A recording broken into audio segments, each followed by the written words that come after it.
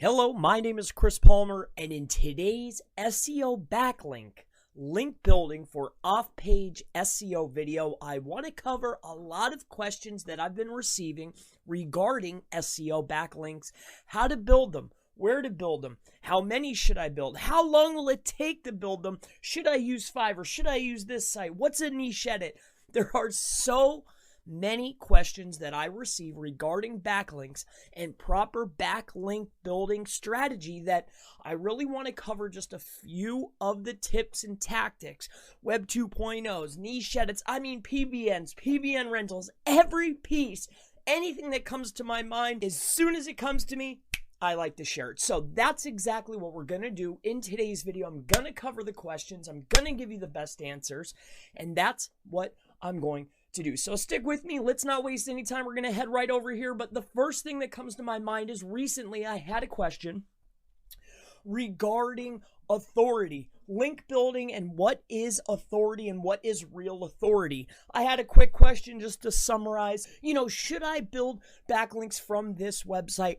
And I said, you need to build authoritative links.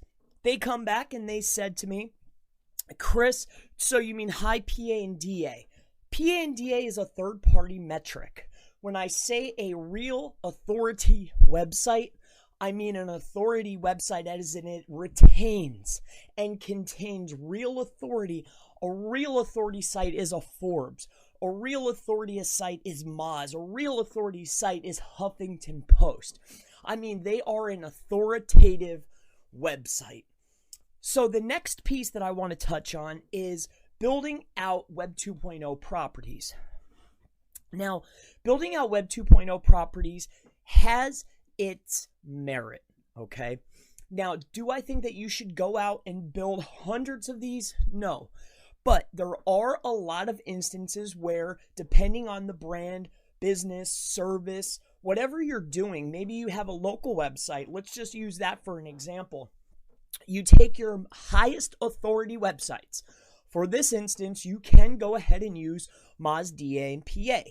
Find your most authoritative Web 2.0 properties and build out branded links from those Web 2.0 properties. So branded would be, my name is Chris Palmer. I have a site called Chris Palmer Marketing. That's one of many sites, right? Now, when I built out sites using Web 2.0 properties, I primarily build branded, and it contains a citation because I'm primarily a local business.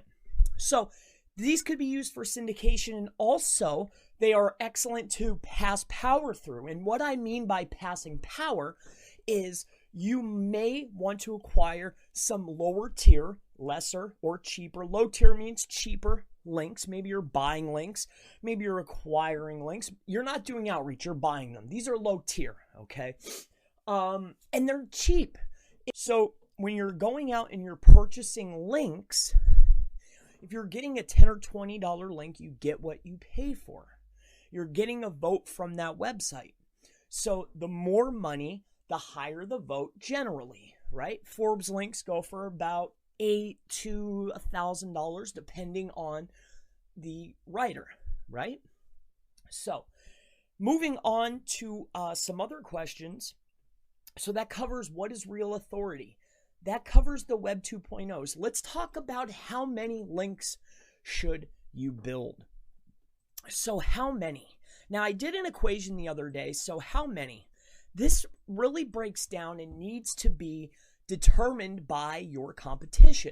So when you do your backlink analysis of your nearest competition, whether you're looking at a local site, whether you're looking at a national site, whether you're looking at an affiliate site, when you're doing a link analysis, a competitive analysis of these profiles using your favorite tools, generally you will need a decent tool, but there are great free tools out there.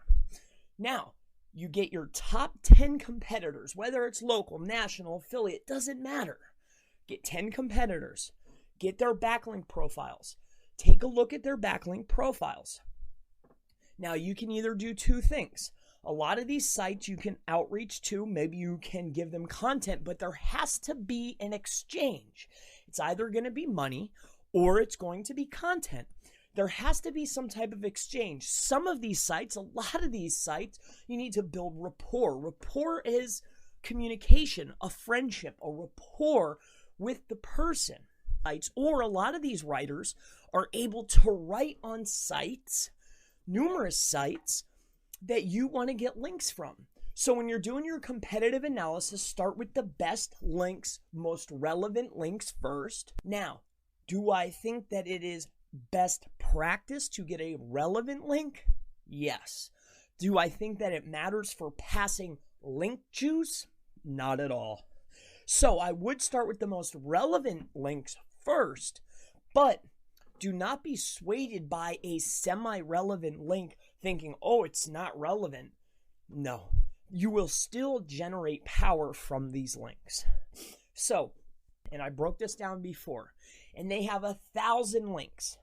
And your link velocity, you know that you could build 5 links a week.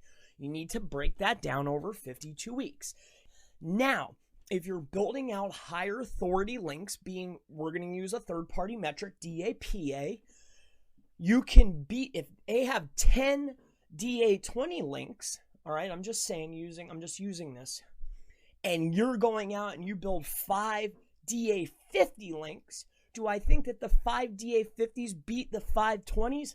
Absolutely, especially if they're relevant. So that's the discussion on the amount of links and the velocity. Now let's talk about more on velocity. All right, I'm jumping around here, but I want to cover a lot of these questions regarding SEO backlinks, link building, and link building strategy. Do not build 1,000 because that is now your velocity. I would urge you to bring these levels down. Seek out higher link placements as far as authority, higher being better link, and building 1 or 2, 3, 4, maybe even 5 a week once you have an established website is more than enough. When they're building out these mass quantities of links, generally it is a tier 2 or a tier 3. What is tier 2, tier 3? These are links that you build to your links, okay? If you acquire a placement as a guest post, all right, it's a do follow link, it's passing power, it's 100% relevant, and you go to Fiverr, and we're going to talk about Fiverr. Do not buy links from Fiverr unless it's tier 2 or tier 3. Do not point these links at your site. But now if you want to head off to these sites, we're going to use Fiverr again, and you want to point links at these quality links to give them a little bit of a boost, that is perfectly fine. But remember, you're pointing sites at a site that is not yours. The webmaster will probably know that they didn't build these links, so you need to have some respect when doing so. Now, another tactic that I've seen that you need to take it easy on is 301ing to these guest post links. Building 301s to a link property sends red flags to the webmaster. Is it effective? Surely. But do I think that it's going to have longevity? Most certainly not. You're the webmaster. It's your decision on what links you build. Do you think that it needs to be relevant? Do you feel that a spam score matters? These are some of the things that you need to decide when you're building out your entity. Now, the very next thing, let's move down here.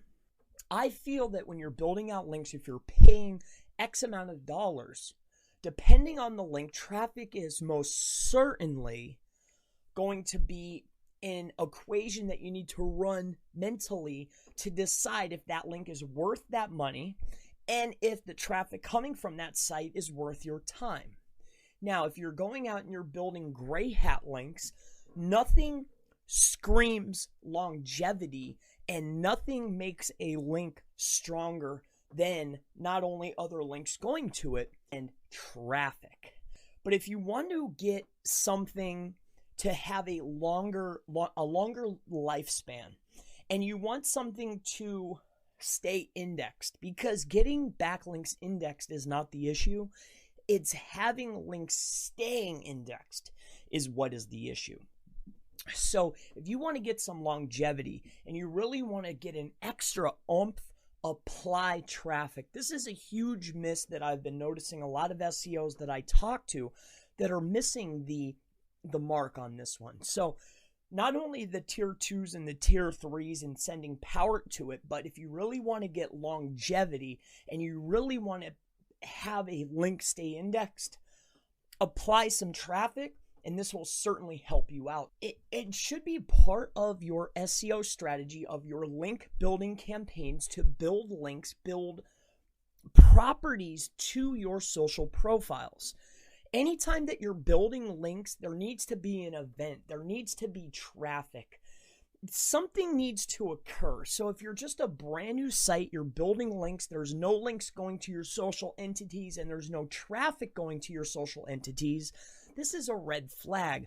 Now, with that being said, and this comes to mind too, do not be fearful when performing SEO. Do I think that you should have caution and just don't put caution to the wind? Absolutely. But do I feel that it is absolutely necessary to scrutinize and worry about every single link and every action? No. Calm down. Take it easy.